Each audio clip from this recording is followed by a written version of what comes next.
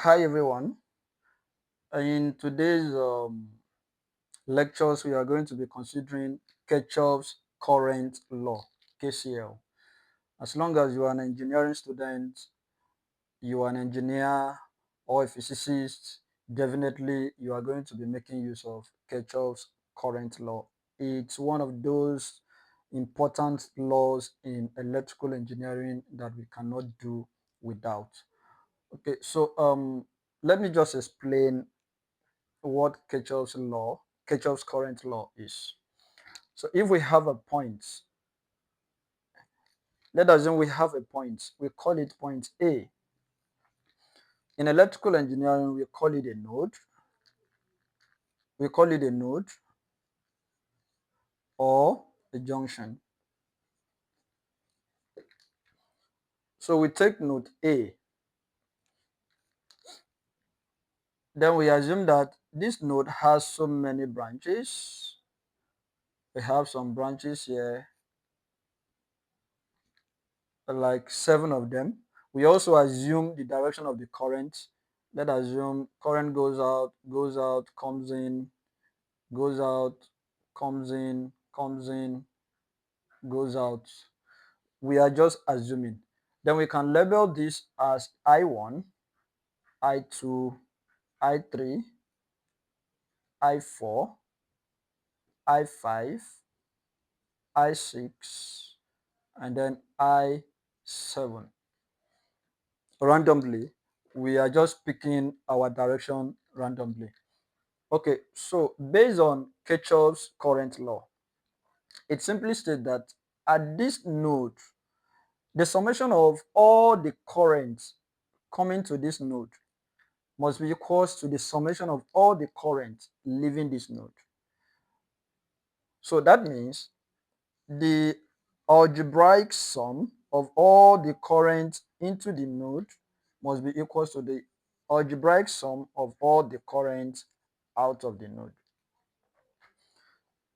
If we rearrange this mathematically, we see that the summation of the current into the node minus the summation of the current out of the node equals 0. This is simply Kirchhoff's current law.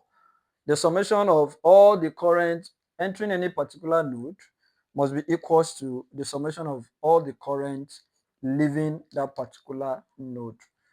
That is the simplest definition of Kirchhoff's current law.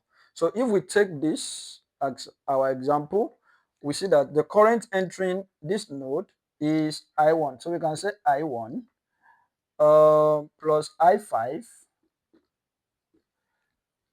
plus I7 equals to the ones leaving are I2,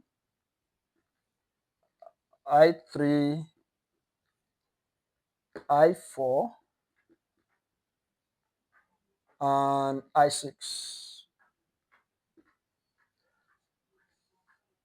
which means I1 plus I5 plus I7 minus I2 plus I3 plus I4 plus I6 must be equals to 0.